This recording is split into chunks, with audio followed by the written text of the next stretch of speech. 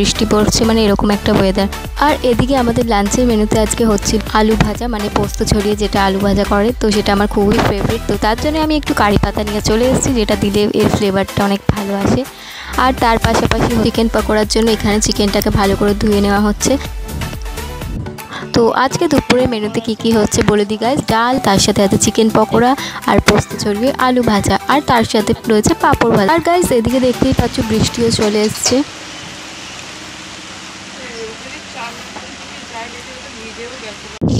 আর এদিকে বৃষ্টির মধ্যে গরম গরম চিকেন পকোড়াও ভাজা হয়ে যাচ্ছে রেডি।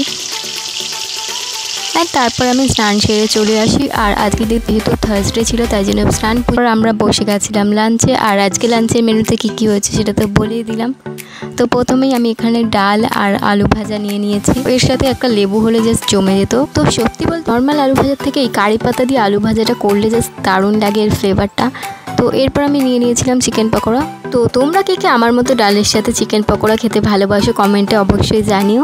তো গাইস আমি এখানে খেতে থাকি। আর তোমাদের যদি আজকের ভিডিওটা ভালো লেগে থাকে তাহলে একটি লাইক কমেন্ট শেয়ার করতে ভুলো না। আর আমার চ্যানেলে যারা নতুন আছো চ্যানেলটি সাবস্ক্রাইব করে অবশ্যই পাশে থেকো। তো আজকের মতো ভিডিওটা এতটাই, দেখা হচ্ছে পরবর্তী কোনো ভিডিওতে। ততক্ষণের জন্য টাটা সবাইকে।